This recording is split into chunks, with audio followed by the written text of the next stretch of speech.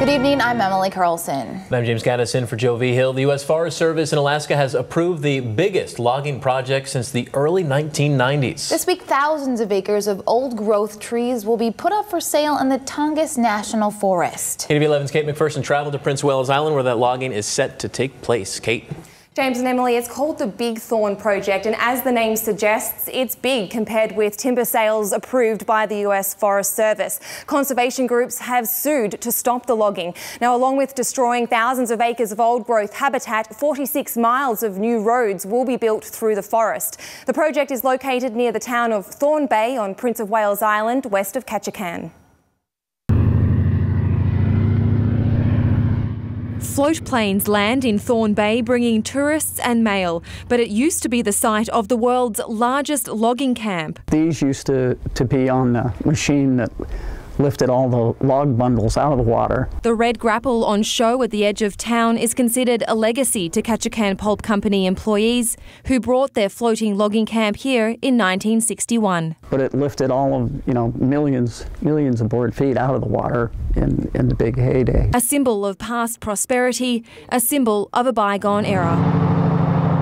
But has the industry been handed a lifeline in the Big Thorn timber sale? Most of the easy old growth has been logged. I don't believe that the tougher stuff has ever been touched. More than 6,000 acres of old-growth forest on the island is marked to be cut down. Mayor of Thorn Bay, Jim Gould, says it's good news for many locals. It's just employment that's sorely needed in our little community. After decades of heavy logging, the heyday ended when the region's pulp mills, including Ketchikan Pulp Company, closed down in the 90s. Let's cut the tendon clear off. While feeding crab apples to an injured Sitka black-tailed deer, Thorn Bay resident Dale Hayes, I lived on the island for 40 years now, says the town's businesses have suffered since logging was drastically reduced. It was booming when we were here, first came here. And until about 97 when they finally closed the mill down, it died down pretty bad. Hayes wants to see the Big Thorn logging project get started because it will boost the town's population and employment. I say open it up, let's go. The cumulative impact of the proposed Big Thorn sale on wildlife habitat is going to be devastating. Bob Claus lives in Craig on the west of the island. He used to work for a conservation group. Now he's president of the school board. So the Big Thorn is too much too fast. In the north-central region of the island where the project is located, half of the old-growth forest will be gone after the Big Thorn logging project is completed. It's been cut over the last 45 or 50 years.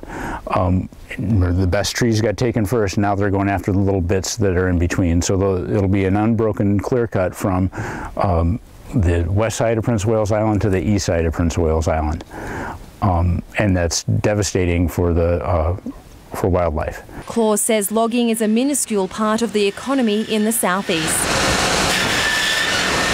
But people's livelihoods still depend on timber. I am concerned for the future, and what we've built and what we've made may not carry on. Desiree Landers and her husband Keith run a small sawmill near Thorn Bay. The Big Thorn would provide us enough wood for probably 10 years for the small mills here. It would give us some longevity in being able to know what's coming down the road so we can prepare for market. Along with small operators, the Big Thorn timber sale would provide 5 years worth of wood to the largest mill on the island, Viking Lumber.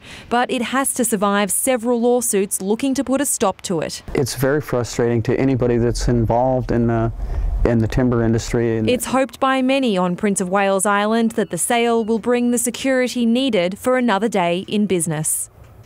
And tomorrow night we will hear more from local sawmill operators about how the Big Thorn sale will actually help their businesses. Emily and James, on Wednesday we're going to continue with this series and we're going to talk about more of the conservation side of things, including some of the threats to the wolf population.